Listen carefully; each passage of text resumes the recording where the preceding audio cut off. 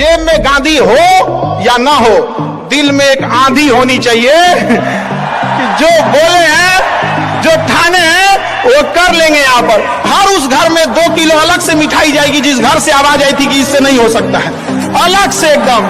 तारीफ करने वालों की कमी हो जाए, जलने वालों की कमी नहीं होना चाहिए। एकदम मिसाल बनिए। ठोकरें आएंगी, लगेगी ठोकरें, उसी को ठोकर लगती है जो चलता है, और ठोकर नहीं लगेगी तो नहीं आगे बढ़ सकते हैं। कामचोरों से तो इंडिया परेशान है, जो कुछ नहीं करता वो भी संडे को आराम करता है। अरे तुम्हारे लिए कोची का संडे यार। Patience with God is called faith. Patience with oneself is called self-confidence. Patience with others is called respect. And patience with family, whether it's your wife, husband, mother, father, is called love. If you want to walk fast, walk alone. If you want to walk far, walk together. तेज चलना है ना, रफ्तार से अकेले चलो, दूसरे speed रोकेंगे आपको। दूर चलना है ना, साथ में चलो, क्योंकि बीच में थक जाओगे, मोटिवेशन खत्म हो जाएगा, डिस्ट्रैक्शन आ जाएगा, फेल्योर आ जाएगा, और एक ही माइंड करेगा बस अब छोड़ना है। ये बड़ा इंपॉर्टेंट चीज है कि आप डिसीजन लीजिए और उसमें देखिए जो आपको आता है, जो आपको भाता है, जो बाजार चाहता है। जब इनका कॉम्बिनेशन बन जाता है तो इतना पैसा आता है कि संभाला नहीं जाता है। ये देखिए क्या आपको क्या आता है, स्किल सेट, क्या भाता है, माइंडसेट आपका, मैं क्या मेरे को अच्छा लगता है, ये अच्छा लगता है, और फिर क्या बाजार चाहता है, जो पीछे वाले भाई साहब को बता रहे थे कि बाजार क्या चाहता है। जब इन तीनों का कॉम्बिनेशन बन जाता है। शुरुआत हमेशा स्लो होती है।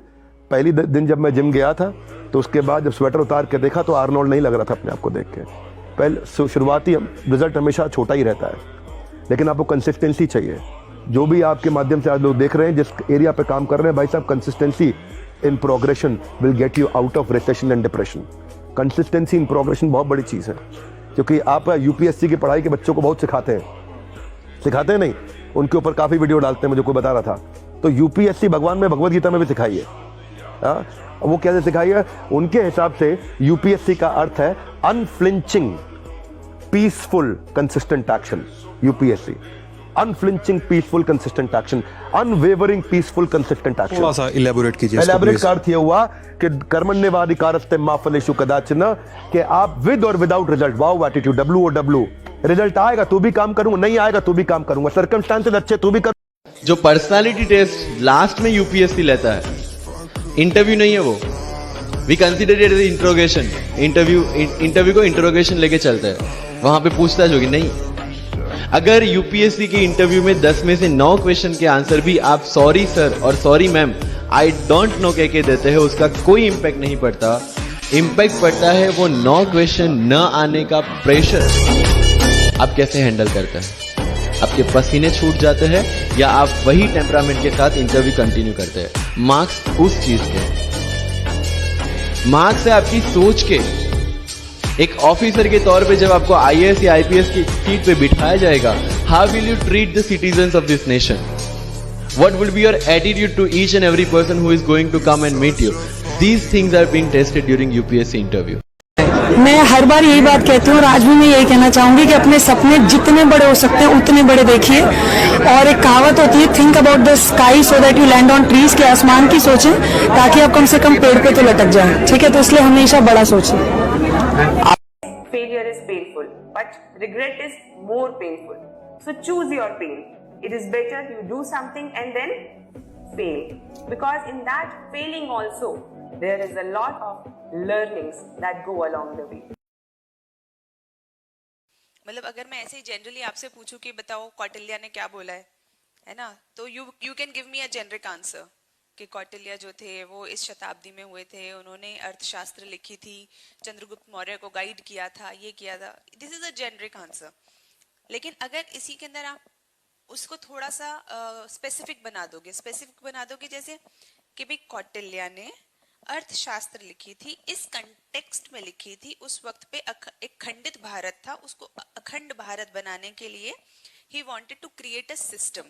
और सोसाइटल, इकोनॉमी, पॉलिटिक्स, इन सबके सिस्टम्स क्रिएट करने के लिए उनकी जो बुक अर्थशास्त्र है उसमें ये 5-6 मेन बातें कही गई हैं कि जो प्रिंस होता है वो सबका ख्याल रखता है, जो प्रिंस होता है वो भी धर्म के अधीन होता है. So which one is appearing better? The second one. Failure is a social concept. Generally, society tells you if you are a failure and a success. We all have faced this. The moment you give an entrance exam, the moment you start a business, the moment you enter into a relationship, people tell you, oh, not this time. Again, she couldn't clear the exam. Oh, he started a business, he failed. Oh goodness. So this is the kind of tags of failure that society puts on you. The problem is we ourselves don't consider ourselves failures, but society makes you a failure or a success. This is the problem. The moment somebody is trying to put a tag on you, see through. It's not them who should decide whether you are a failure or a success. Who should decide? Only and only you should decide when you have been a failure and when you have been a success. Nobody can tell you whether you are a failure or a success. Life is too big. Don't judge yourself on event parameters. So if you have failed an exam, don't judge yourself. It's okay. Don't just judge yourself with one relationship, one event, one business idea, one entrepreneurial startup. No, don't judge yourself. Do what you want to do, whatever you want to do. Analyze your own wishes and do them with full passion and vigor.